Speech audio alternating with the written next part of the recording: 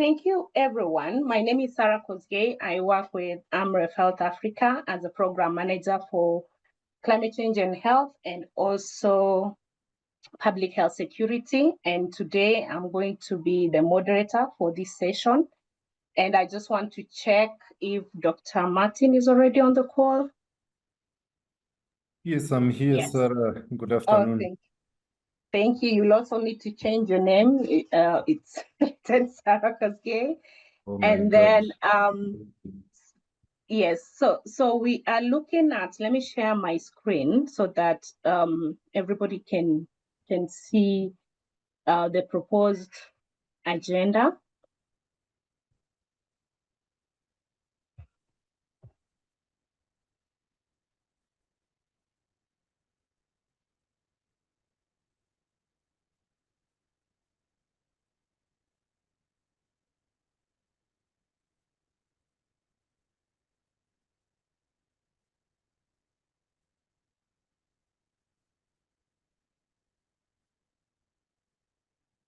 Den här kostar 52 kronor.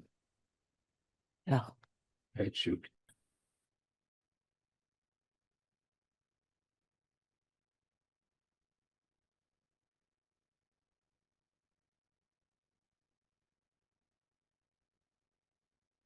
Okay. So welcome, everyone.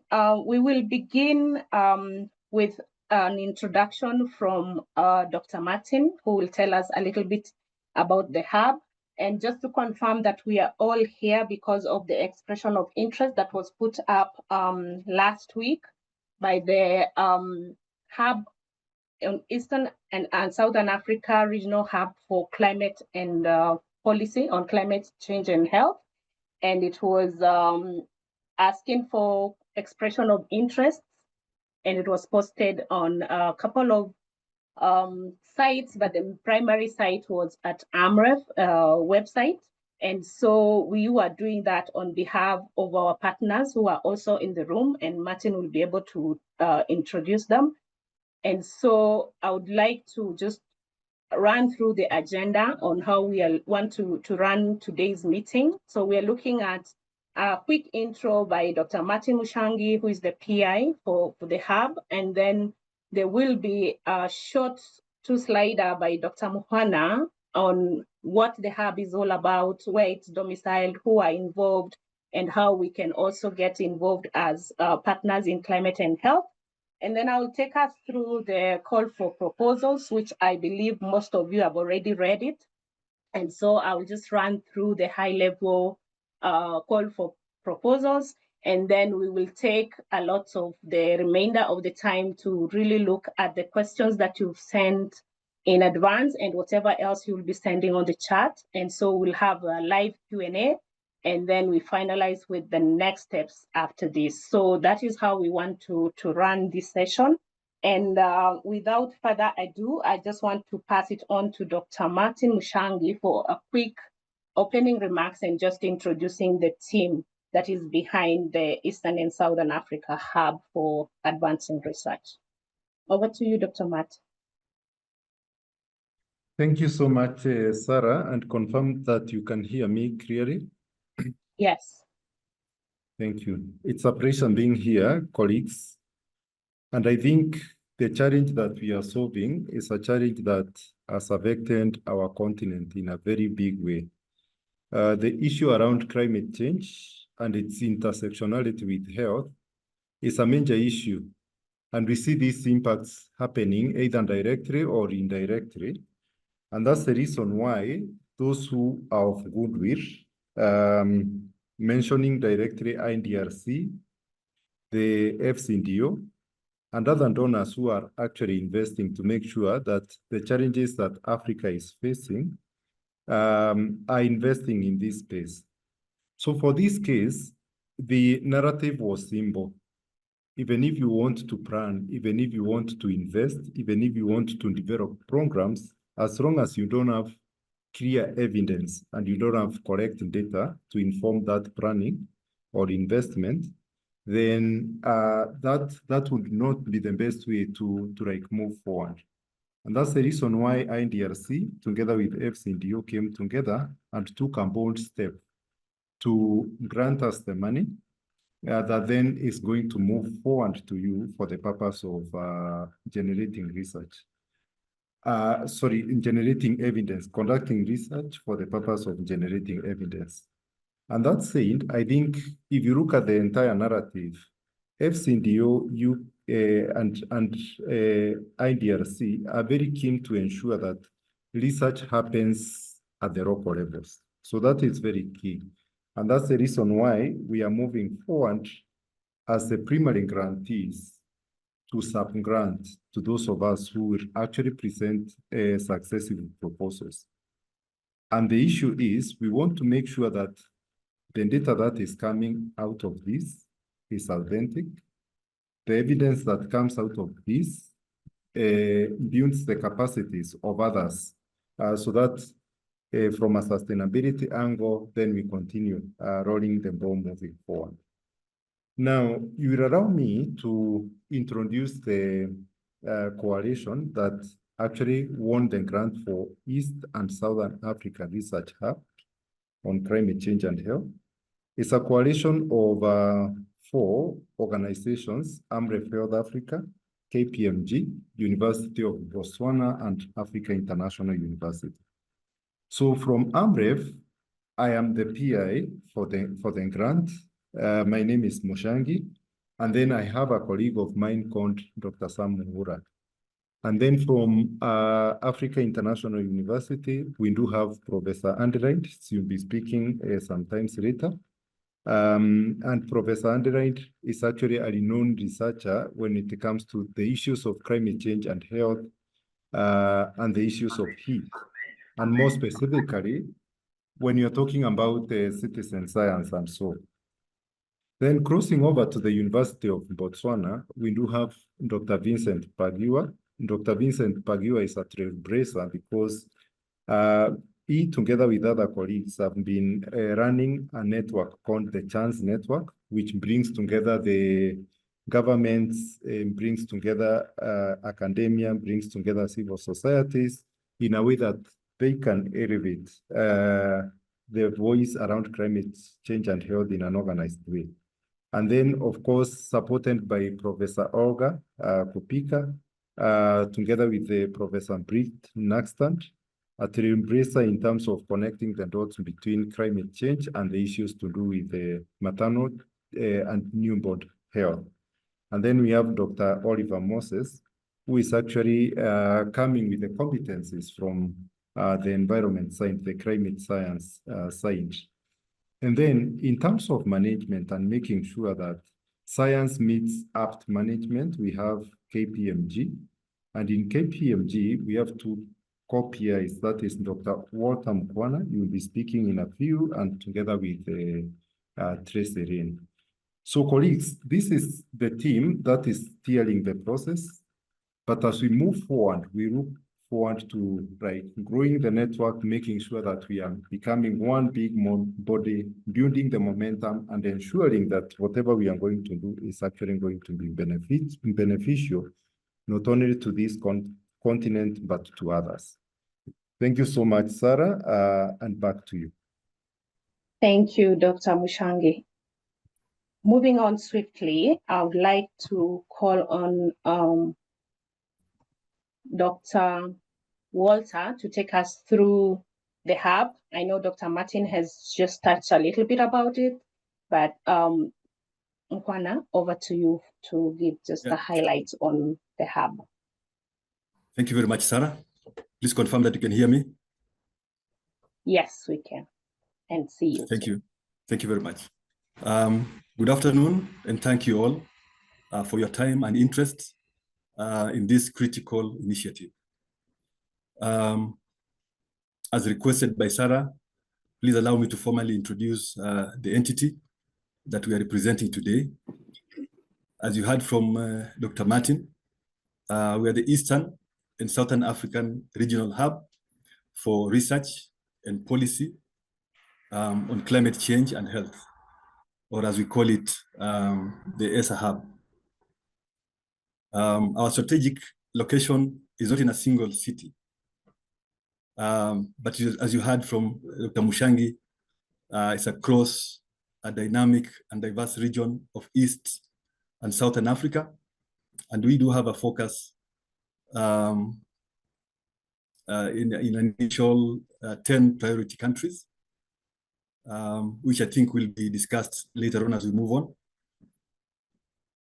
Again, as you heard, Amref Health Africa, which is situated in Nairobi, is the prime, and working with them is Africa International University and KPMG in Nairobi, not in any order, and the University of Botswana, that's situated in Botswana. This hub is born from a clear and urgent recognition that, as we heard from Dr. Martin, the climate crisis is not a future threat, but a present and devastating reality for the African continent as we speak. It is a health crisis, and it therefore demands a research-driven response. So today, we are proud and grateful to be funded through the Advanced Research for Climate and Health Initiative, also called as ARCH, A-R-C-H initiative, which is supported by two very visionary partners. This is Canada's International Development Research Center, the IDRC, and United Kingdom's Foreign, Commonwealth and Development Office, FCDO. So in essence, we exist to serve as a center, as a central nerve, as a catalyst for generating that much needed evidence and building the partnerships that we require so as to fortify our health systems against the impacts of a changing climate. Let's move to the next slide on the hub's objectives.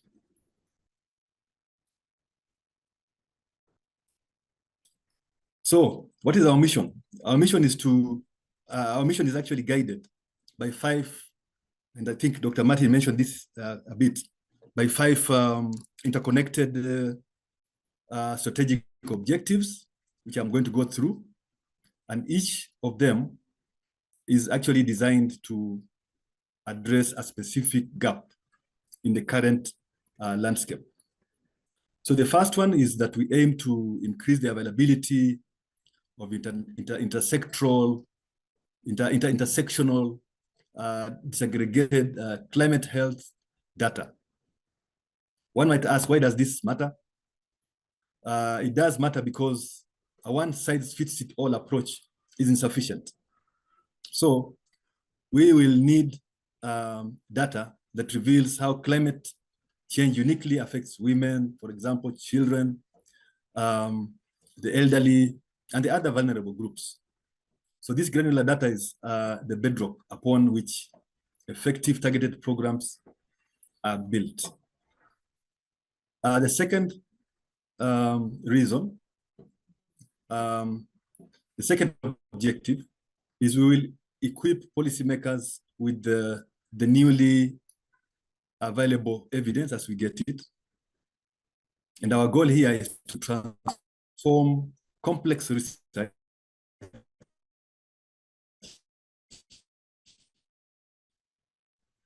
into we want when policies are drafted and programs are designed, then they are informed by robust local evidence, not just global assumptions. The third one, we as ESA, we are committed to improving capacities. And when we talk of capacities, we are talking about capacities at all levels. It's about building a resilient ecosystem. We will strengthen the skill of individuals, empower organizations, and fortify networks so that we can ensure that the ESA region is not just a recipient of solutions, but a generator of them. So because of this, we're investing in a capable workforce that can design, implement, and advocate for climate resilient health systems long after our direct involvement ends. The fourth one is that we focus on enhancing health systems surge capacity, and this is quite very important. As you may be aware, climate change is a threat multiplier, bringing in more frequent and severe health shocks, from disease outbreaks after floods to heat strokes during drought.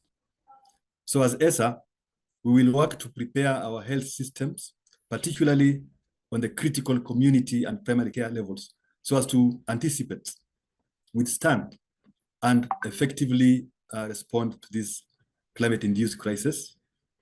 And the last one, the final one, and the fifth one is that fifth objective is to increase the application and the reach of the evidence that we generate.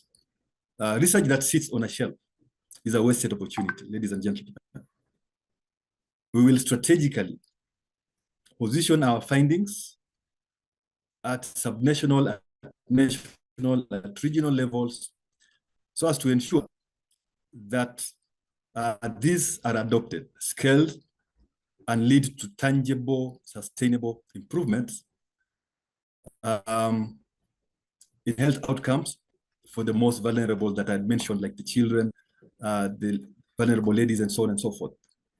So together, these 5 objectives form a comprehensive framework that ESA is planning to run with. We move from data to policy, from capacity to response, and from evidence to long-lasting impact, all with the ultimate goal of forging strong, gender-responsive, and climate-resilient health systems across our region. So that is about us. Thank you very much. Back to you, Sarah. Thank you, Walter, and thanks everyone. If you have any questions as we continue to do this presentation, please feel free to put it on the chat, and we will be sure to answer those questions after the next presentation.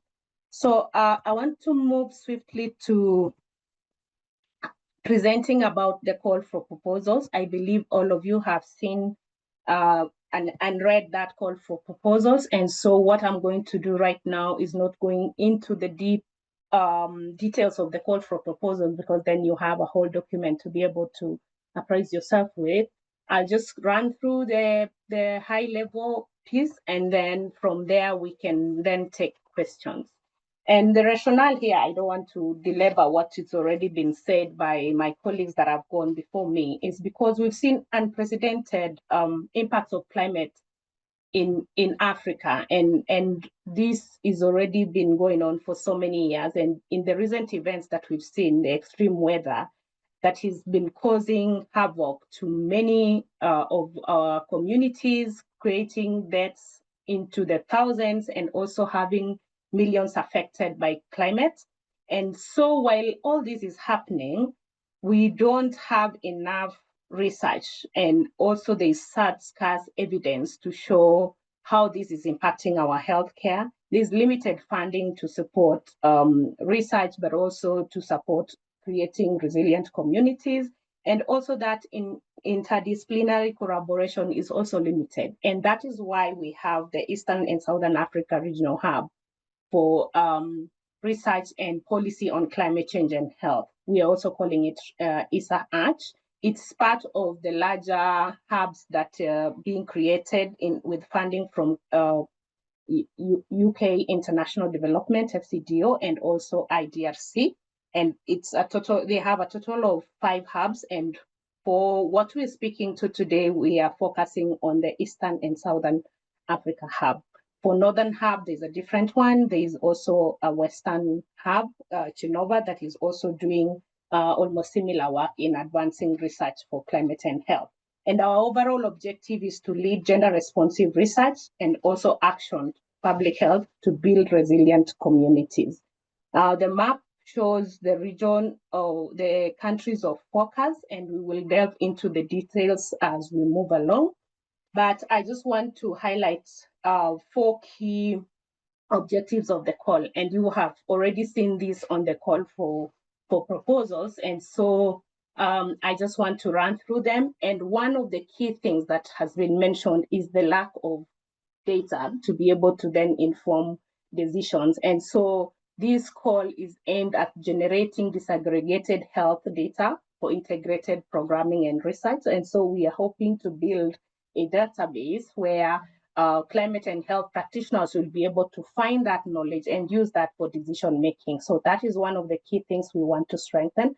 And then the other one is about strengthening capacity of individuals, organizations, and also we mentioned health workforce to be able to implement climate resilient health system approaches. And so we hope with the generated data, this can be used for improving the climate resilience in Africa. After that, we also want to look at the policymakers, the decision makers. How are we influencing or equipping policymakers with data and evidence to be able to have evidence-based policies and programs that deliver for sustainable impact? So that's also key, and it's a key objective for this call. And the last one is, of course, enhancing health systems surge capacity to be able to respond to climate-induced risks. The countries that are eligible is already also included on the call for proposals. And these are 10 countries which are cutting across Eastern and Southern Africa region.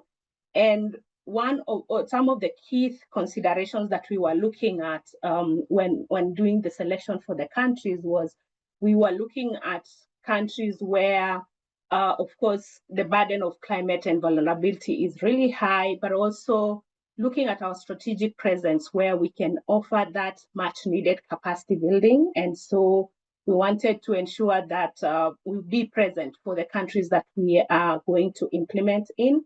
And then just looking at the diversity around linguistics and representation. That's why we even have countries like Angola in the listing, and also just government commitment in that enabling environment, because you remember we are talking about ensuring that there's availability of data, use of that data, and also influencing policy. So we need to have an enabling environment to be able to do that.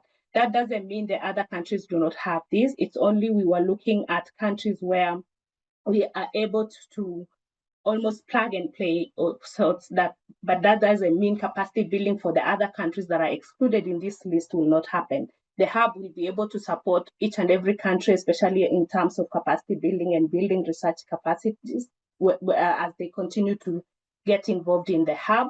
And so we will start with these countries, but then that doesn't mean the other countries will not be able to benefit from the hub.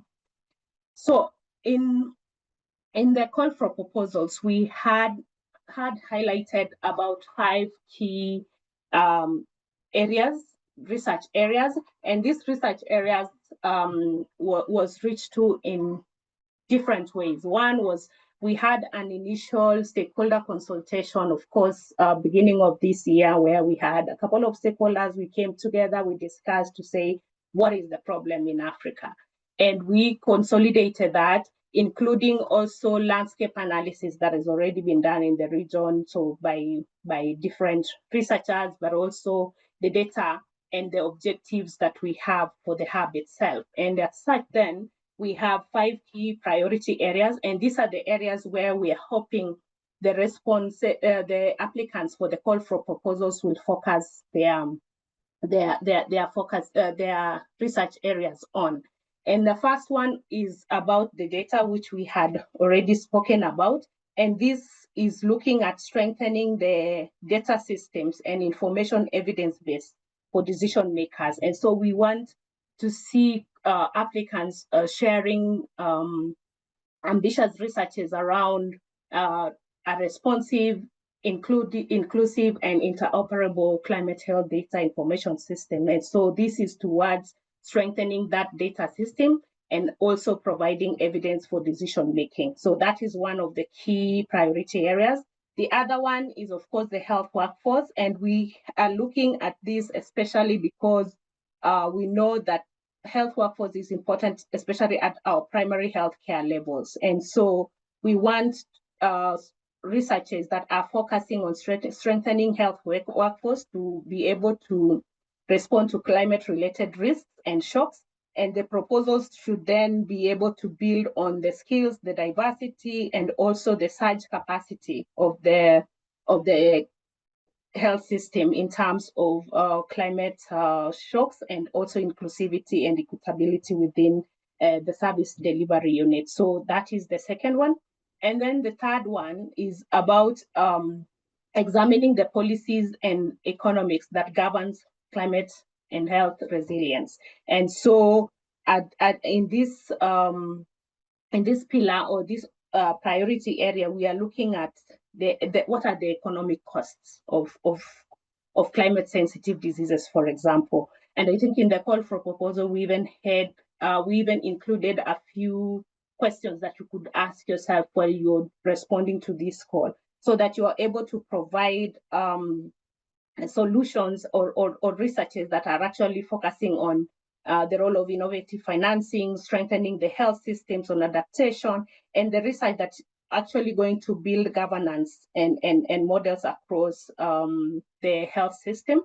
And then the fourth one, and this I think we've seen in the past, is how climate sensitive diseases and is affecting our overall health outcomes. And so we are looking at strengthening the data systems to enable predictive modeling, early warning systems, surveillance for climate sensitive diseases. And it is for the applicant to actually be able to show which climate sensitive diseases is being focused on here, and be able to deliver and show how the research for the 12 to 24 months is going to tackle this priority area.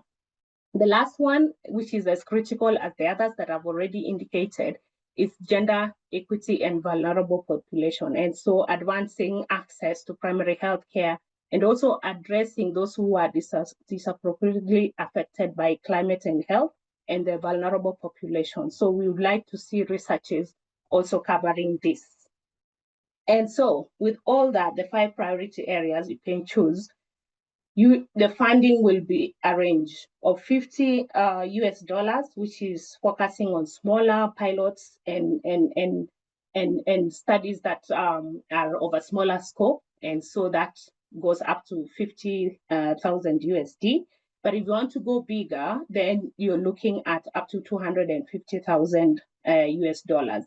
You don't have to send exactly 50,000, but that is the range that we are giving. It's between 50 and 250. You can even send a proposal for, say, 100,000, depending on your scope. So that will depend on how you and your team are putting together your research agenda and what are the outcomes that you're looking at. The duration of the project is up to 24 months. And the reason why we're putting at 24 months is because we want to ensure that there's adequate time at the end of the research to be able to translate that knowledge and be able to use the same to influence policy, but also to share and disseminate. So it is really important to ensure that we cap our timelines to 24 months. And the projected start date is around March of next year. And so with that, we should be able to have adequate time for knowledge translation at the end. And when you send your budget, the 50,000 to the 250,000, it must be submitted in US dollars, and overheads will not exceed 13%. And the total budget is actually inclusive of the 13% overheads. The application process. I think if you've already read the call for proposals, you've seen that it's a two-stage application. And the first one is expression of interest. And this needs to reach us by 15th of October. And I think it's clearly indicated, end of day, 15th of October. And there are mandatory requirements that you need to submit with your expression of interest. And here it's about the lead organization being able to provide a valid certificate of incorporation, proof of registration, and also you have to be from one of the eligible countries, and ensuring that you are up to date in your different statutory requirements for registration in that country. So that is already indicated clearly on the expression of interest templates, and so you'll be able to see what exactly you need to submit. Along with those mandatory requirements is a short narrative, just a synopsis of how your research will look like.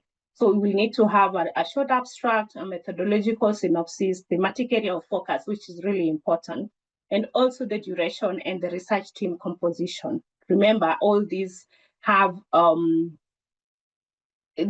number of words is already indicated in there, and what marks each of it carries. So you need to pay attention to that marking scheme, which has already been provided to you. But also remember that if you don't have all the mandatory requirements that we mentioned in bullet 2, then we will not even be able to look at your narrative, because then it means you're not able to operate in that particular country.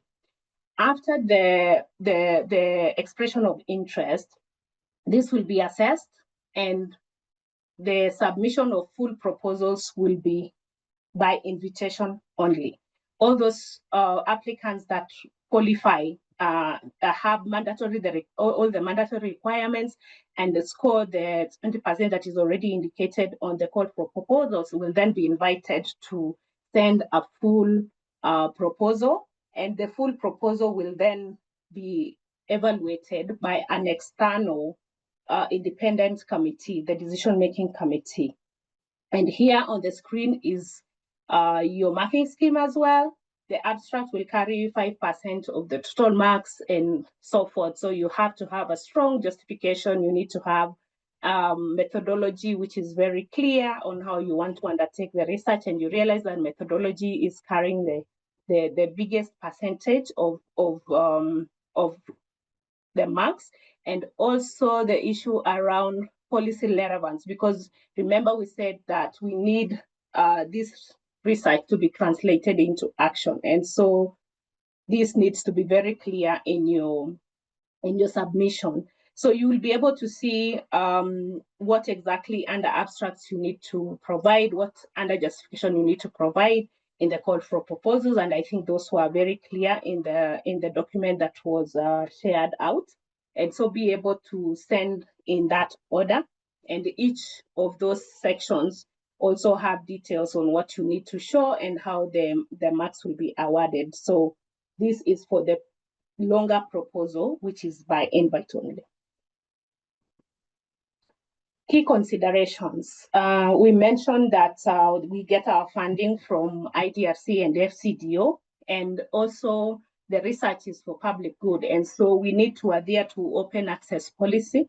And we shared this link on the call for proposals. So please familiarize yourself if you're not, if you haven't read that already, because we will also want to ensure that this is open access. And then gender equity, intersectionality approaches in the design is really, really important. So please pay attention to that piece and what you need on how you want to design your program, how you are going to implement, and how you're going to report, especially when it comes to gender equity and inclusion, the JCPs. And then ethical standards, of course, this is research. We have to adhere to different policies, safeguarding policies, ethical standards, and also zero tolerance for sexual exploitation, abuse, and harassment. So safeguarding principles are clear, and normally before we award a contract, it's usually included as a document that all our applicants or all our subgrantees will be able to sign the safeguarding policies. And lastly, of course, is adhere to protocols for engaging communities and all the populations that we are working with, which is very important to us. So that is the high-level presentation on that call for proposals. And at this juncture, I would like to invite any questions that you may have, and one of us will be calling out whoever will respond to them. But before that, I can just go into the next slide, which had some of the questions that we received on email. And one of the questions was, about the applicants, the PI and the co-PIs. And the question was, must the PI and co-PI be directly affiliated to the lead organization? The answer here is no, but the PI definitely must be affiliated with the lead organization, is because this PI and the organization will be responsible for contracting with the hub and be also responsible for that research piece. And so we need to ensure that the PI comes from that lead organization. The co-PIs can come from the consortium partners that you have put together as your research team. And then there was also a question around, are we permitted to submit an application for an existing research project that aligns with identified thematic areas, or is the funding exclusively for new research initiatives?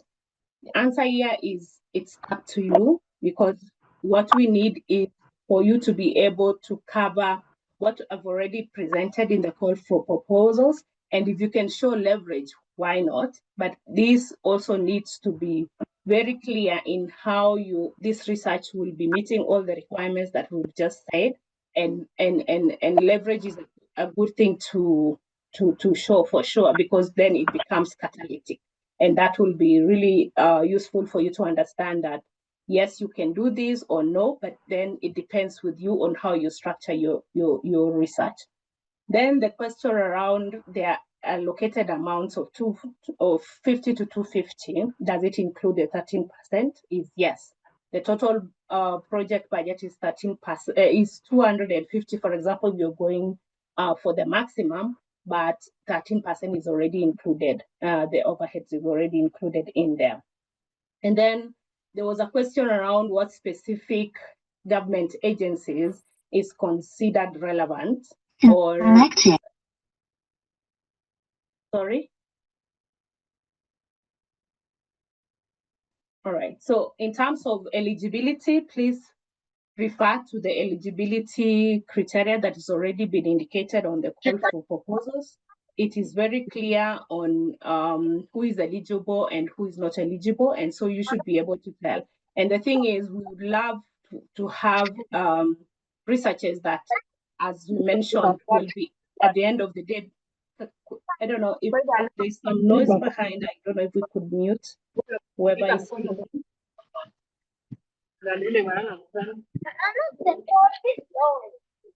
Where would they want to start?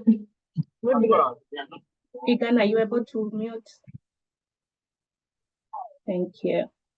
And then the last question is about if there's any specific skills or expertise of leadership experiences that is needed for the teams. And here is, we've made it clear on section 5 on the eligibility of the research teams, but also please refer to the call for proposals on 9.0 on JC, because also your research team should also be covering that. So this is what we got sometimes early this morning, but if any other questions have come on email, we'll be able to respond to the different applicants directly. But if you have any questions now, then we will be able to take them. So with that, I want to take down the presentation. We can have an open Q&A. We'll see what is happening already on the chat. And from there, we will move to Professor Adelaide, who will take us to the next steps. Unfortunately, now that I was presenting, I haven't been able to see any questions on the chat. So I take the question, Sarah. Yes, Aisha, for you. Thank you. Thank you. Okay, you're welcome. Good afternoon. We have a question from Dennis Matanda. And he's asking, under priority areas and research questions, there are 5 thematic areas with key research questions. Question is whether the proposed research should answer all the questions under each thematic area, or it could respond to one research question. So that is the first question that was posted on the chat. Another question is from Samuel Fuller, and he's asking. Sorry, Aisha. Okay. Before you go to the next one, I'll request then Dr. Martin will be able to answer the one about thematic areas. And then what is the next one? Sorry. Okay, from Samuel Fuller, can an organization apply for more than one research priority? I think it ties to the earlier one. And then the third one from Dr. Mary Musa, can the proposed research cover multi-country approach? So far, those are the three questions that have been posted on the chat. Okay, there's another one, there's a new one. Douglas Bulafu is asking, can government universities be eligible because certificate of incorporation is for private institutions? Then Christine Kiacha is asking, are there any GDPR requirements for this opportunity? Additional one, I hope you're noting. Can one cover more than one area of focus? Again, it ties to the first two. And then Mekalu Thomas Chuma is asking, are the mandatory requirements for the lead organization the investigator affiliated with or for an individual investigator? So that is the structure of the institution that is applying. Neville Switched is asking, my question is there a minimum number of countries and or a maximum number of countries required as part of the consortium?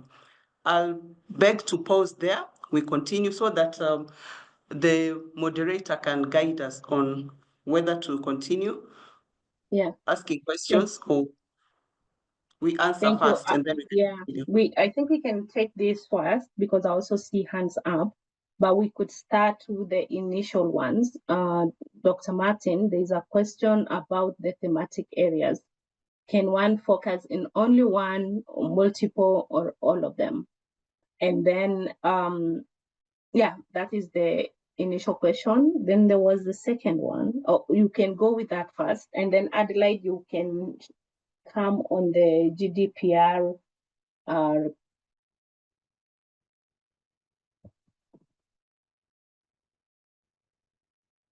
Sure, thanks, Sarah, and confirm that you can hear me. Yes, I can.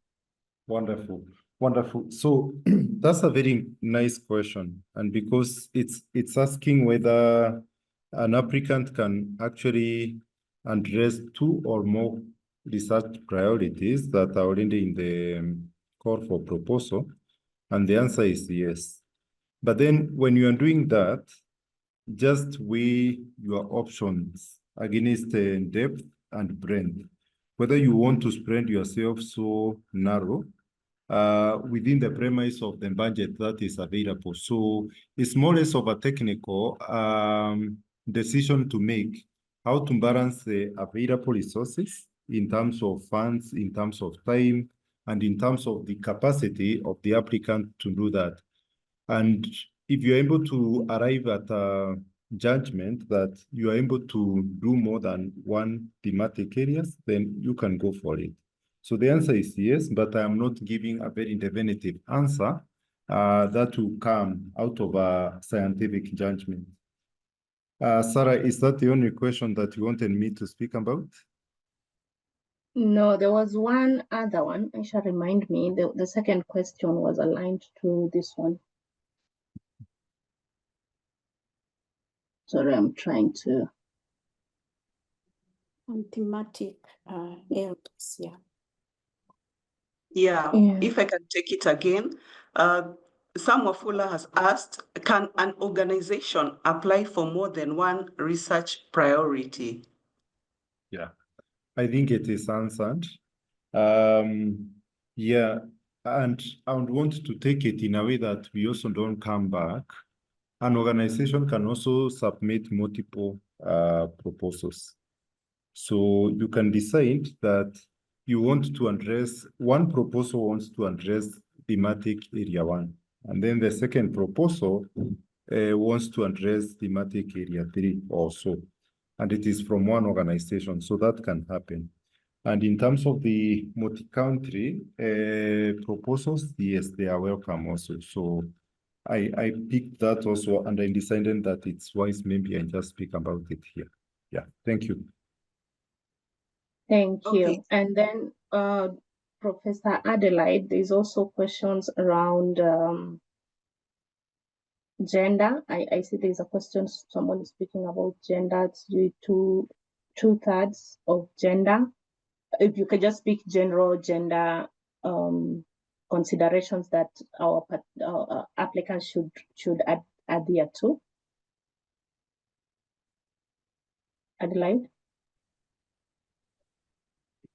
Yeah, Sarah, thank you so much. And that's a valid question. So issues of gender must factor in the core PIs. First of all, it must show gender inclusivity, and it should also show the target group where the group where the group that the research is focusing on must also demonstrate a strong gender. And also the research team, because gender is really broad, we are talking about different components. We are also keen to see gender as it relates to the youth, how the team is moving forward to incorporate young scientists in the grant so that they can be trained. Gender as it relates to marginalized community that are mostly impacted by climate change. And also the team itself, isn't it? We want a representation of both male scientists, female scientists, gender as it relates to stakeholders that will be engaged in policy. So that aspect must be embedded in the design of the project, just from the concept itself, the beneficiaries, the methodologies, the team, and the scientists on the team. Yeah, it's really key. Yeah, thank you. Thank you, Prof, for that emphasis. And I believe now that's clear. Still trying to look through the comments, and Aisha, if there's one that you picked that we haven't answered, please voice it out. And Okay. Yeah. There's a question. Can government universities be eligible because certificate of incorporation is for private institution? That is one. And then another one that stands out is that, are there any GDPR requirements for this opportunity?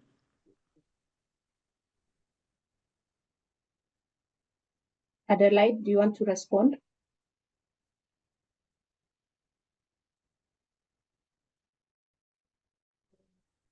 Sarah, I don't think I did understand that question clearly, but obviously we are not, our approach is fair, is transparent, and we don't want to exclude anyone. And we do understand that public universities may not have statements of incorporation as the private ones, but I guess Martin needs to expound on that clearly, but I don't think that should be a criteria for excluding applicants. Martin, do you want to pick up on that? Sure, Prof. Academic institutions are encouraged to apply, and I understand some of them are government-owned. And so in terms of like sub-granting to universities, I think that's a straightforward answer, which is a yes. In terms of like granting to the government ministries themselves, I don't think we are open to that. We are not open to that for sure. It's not even thinking. But since the narrative is that we want to engage research institutions, research entities, we want to engage researchers, then universities qualify for this, whether it's a public or a private university. Yeah, thank you. Thank you. Thank you. And on the GDPR, yes, I mean, data protection is important. And so even on the links that we shared, there was a whole listing on what we need to adhere to. And so you'll be able to look into details on issues around data protection regulation, the general digit for the call. So that's already covered in the call for proposals. And then there's a question from Steven that says that what if the individual proposals each have a budget of 250 USD? Is the limit budget wise at single organization or at grant? So we are looking at a grant. So depending on the grant that you're sharing, the research area that you're sharing, then the budget will be looked at against that grant, not the organization. And then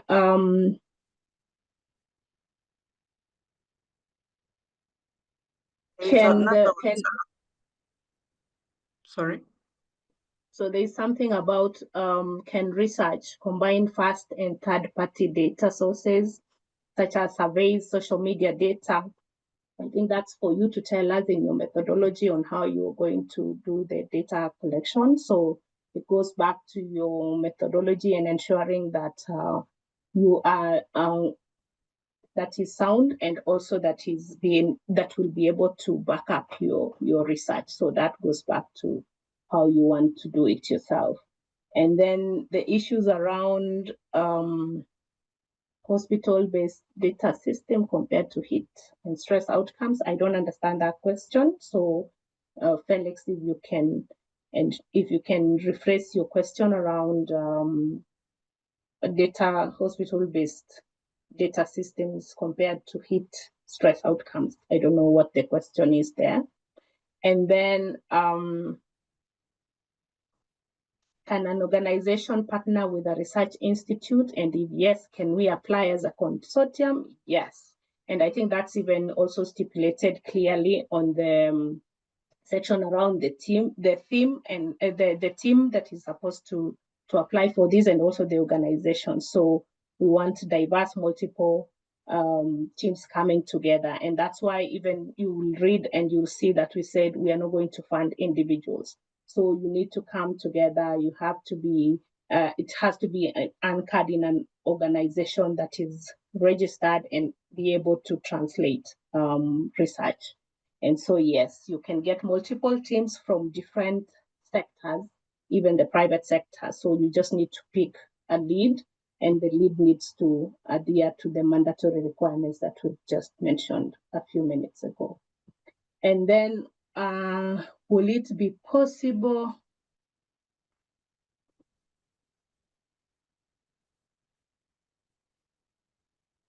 Yeah, the research institute, I think that's been answered.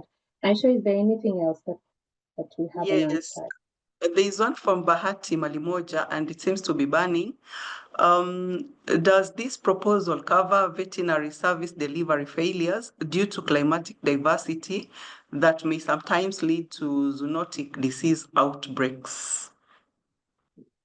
So Bahati, if you go to thematic area 3, you will see if that is actually in that focus area, because climate sensitive infectious diseases is one of the thematic areas. So if that topic that you're mentioning is aligned there, so yeah, why not? So we have 5 areas, and you can do whatever 1 or 2, or if there's that interlinkages, because I realize that some of these things might be interlinked, but definitely you will have to have like the main thematic area that you're focusing on. And also just to be sure in terms of don't spread yourself too thin such that you're not able to do quality work.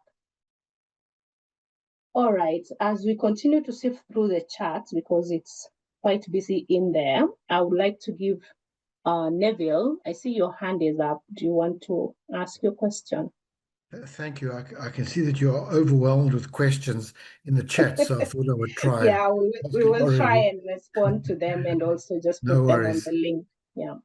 So just to be clear, the two really, to be clear on the thematic areas, it is required that you address at least one of the themes, and preferable, as I understand it, that you address more, but not necessary that you address all of the priority areas.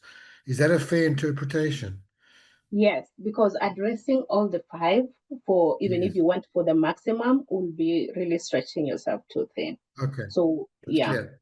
And then the other set of questions that were asked earlier was about the number of countries that should be part of the consortium. I take it from the call itself, from the text, that any country can apply on its own, but that it's preferable to work across borders. Is there a preference for the number of countries that should be participating? Is like, you don't expect all 10 to be part of every project, but is there a minimum number or maximum number that you anticipate? Thank you. Mhm.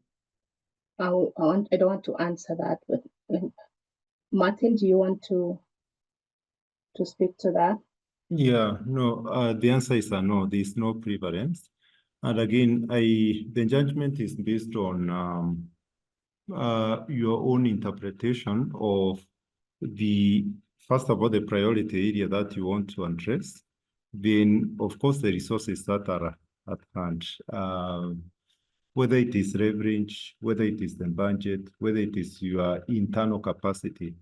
And just so to speak, some of those presentations is what will be used to make a judgment or whether a proposal is visible or not. So I'll propose that you balance between depth and breadth. And depth being able to go deep enough in a particular country, and breadth being able to cover some many countries.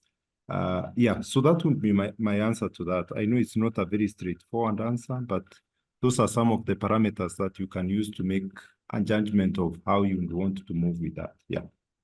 Mhm. Good. And whatever you do, just ensure that you're looking at the eligible countries that's already been shared, the 10 countries. And please note that if your proposal is covering, there are other countries that will still need approval from IDRC and FCDO. But it doesn't mean that we'll not be able to fund. As much as they're on the list, a country like Ethiopia, for example, all eligible or all the people who will get funding for Ethiopia, for example, we still need to get that final approval from FCDO. And then there's a question around, are there any opportunities for upcoming researchers in the current consortium? I would like to appreciate an opportunity. As we mentioned, this is a hub that will be running for 5 years, which is funded, but then we're looking at sustainability beyond the 5 years. And so many opportunities, of course, will be coming up, but not only, not for the jobs, at least at the moment, because we are running a project right now, but then there will be opportunities to ensure that we are offering capacity support to upcoming researchers, and also being a place where we can offer mentorship, guidance, and also research for upcoming researchers. So this will be, you go to a hub to be able to get all the resources that you will need. And once we will be, then this will be available for everyone to be able to tap onto whatever resources will be available in the hub. I don't know if we have more comments, Aisha. Yes. There are two interesting ones. The first one from Ananda Tiwari. Would it be possible for a European university to collaborate with a local university in applying for funding opportunities for working in focus countries? And there's another one by Stephen Kioko. What is the individual proposals, EOI, what if the individual proposals or expression of interest each have budgets of CIRA 250,000 USD is there a limit budget-wise that a single organization can be granted under this project for their expression of interest stroke proposals? Thank you. So I think I'd already spoken to that, to say the budget will be assessed per research. So if you submitted two as an organization, they will be evaluated independently. And so you also need to ask yourself in terms of what you're submitting, is it focusing whatever area, is it what thematic area, and that will be assessed as a project separately. And then on the European, you said European universities, I think sorry? And local partnership. They Partnership. collaborate. So I think, yeah. So I think partnerships really is not restricted as long as the lead partner is adhering to all the requirements that is needed. And so it's up to, we don't want to prescribe how consortiums are being formed, but also just know that in the text, there's text on how the team should look like, what the organization should adhere to. And so it is up to you as you continue to form your consortiums to be able to come up with a strong consortia. I see more questions are coming in.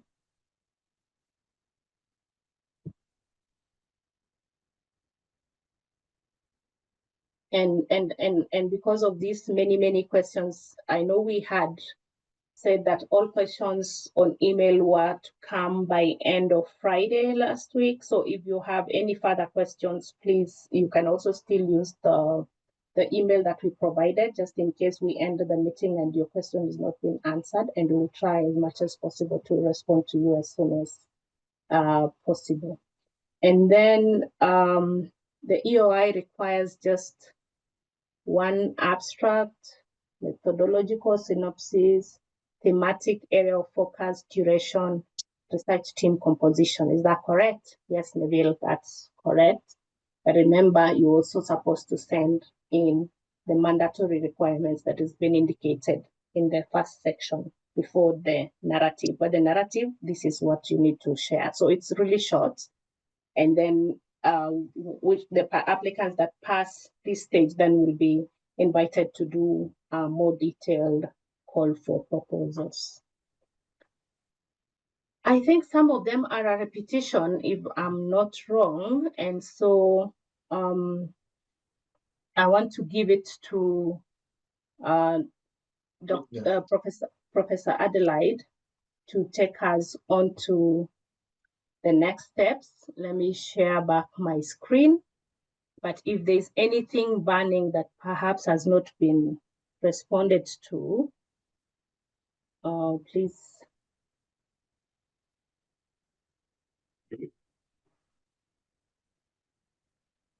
Adelaide, can you see my screen? Yeah, sure, I can. Yes, please. Over to you. So, yeah, thanks everyone. I would like to take you to our next steps.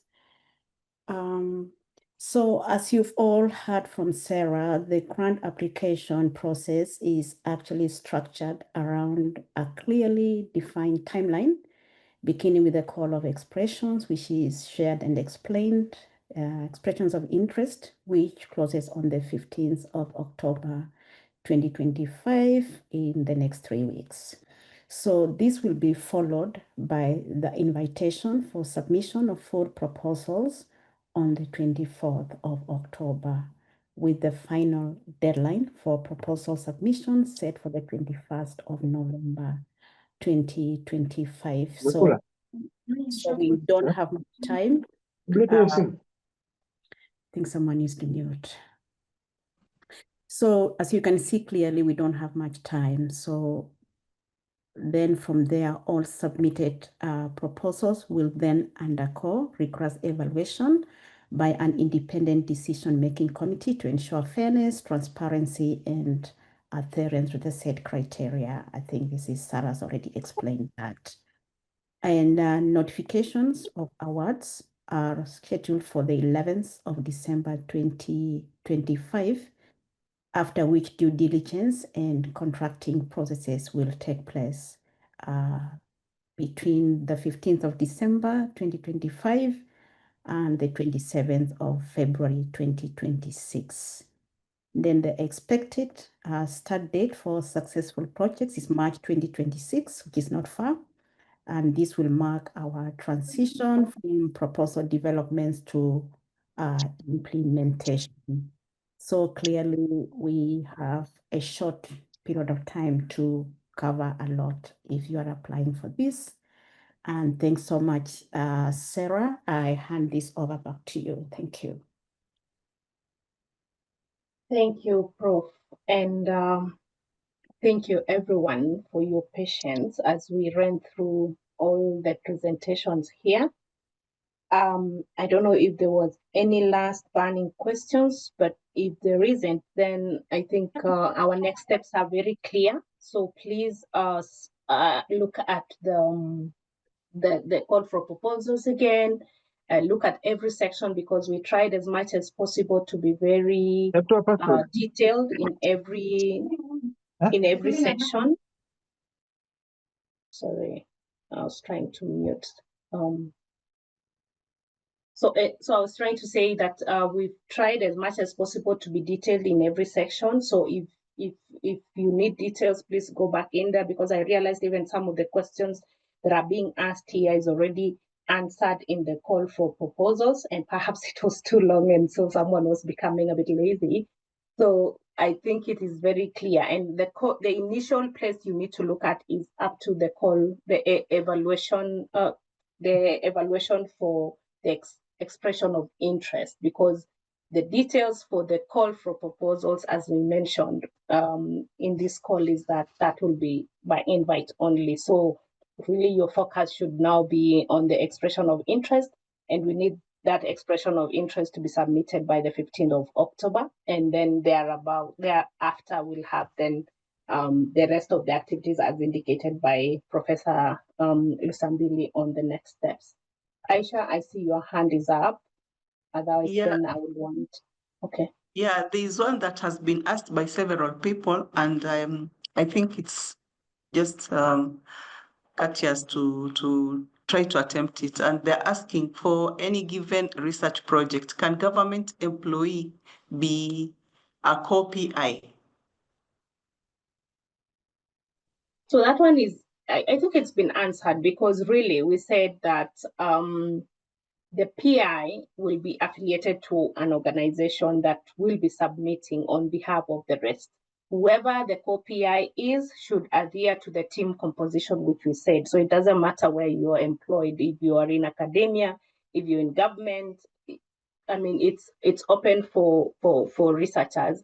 And for you to be able to constitute a team, you also need to look at a strong team that can show capability on what you are proposing to research on. So if you go back to the team composition, you will also need to look at the thematic area that you're proposing and ensure that you have the full capacity that you need for your research team. And so you don't want to do a co-PI for the sake of doing a co-PI. You have to really look at what each of you are bringing to the table, and that's how you design a winning team.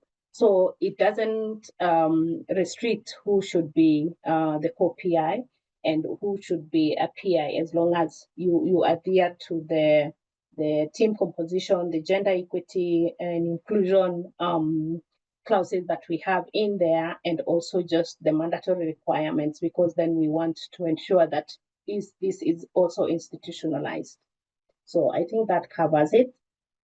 I don't know if there's anything else that we left, Aisha.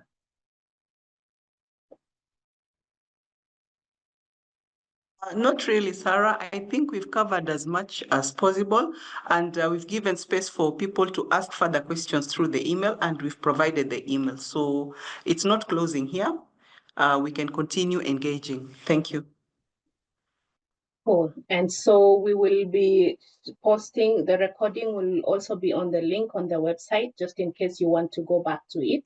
And also the presentation will also be on that link, which we should be on the website as well, where we had the main call for proposals. And then if you have any further questions, feel free to email us. You have that email, and you should be able to receive your expression of interest in the next under 15 days, really, because time is running out. So, Dr. Martin, I want to take this back to you to give us inspiration as we now go to write our expressions of interest. Martin? Yeah, sure. Thank you so much, Sarah and colleagues. And I don't want to repeat myself again. I think this is a very interesting journey and an opportunity for us and the entire continent to ensure that, we are supporting governments, entities, institutions, and partners to get evidence that can then inform the development of proper investment cases, the development of proper policies, and actually, at the end of the day, addressing the challenges that are facing the communities that we serve. So we look forward to building this momentum together. There are those ones who are going to be successful. We wish each and every one of us luck in this, but at the end of the day, it is not about the person who is getting it or not, but it's about the bigger picture that we are creating, bringing people together, bringing researchers together, bringing those who want to bring evidence on the table, and creating a change towards one direction. So in the near future, we'll be developing that framework that then attaches different stakeholders within the hub as it continues to grow. We have a whole mechanism that we are thinking about how we can sustain the momentum, how we can sustain the keeping together, and how we can become the prime aggregator of the information that is coming in the form of data and evidence. So looking forward, Sarah and colleagues, thank you. Thank you very much. I didn't want to speak after you, but there is a question that I just saw from Meseret about Ethiopia. And I think perhaps I need to clarify that Ethiopia is eligible. The only thing is that once we get to finalize, during due diligence, we'll also need to get approval, a second approval from IDRC. So please submit your expression of interest. There's no other approval that we're waiting for at this time. So once we get any proposal that qualifies to the next stage of full proposal, or actually gets to be awarded by the decision-making committee, we'll just need to get another approval for implementation from IDRC. So please send in your expression of interest, even if you're in Ethiopia. All right. Thank you, everyone. And we look forward to building as resilient health system in Africa. Bye, and have a good rest of your day. Thank you. Bye. Thank you. Bye-bye.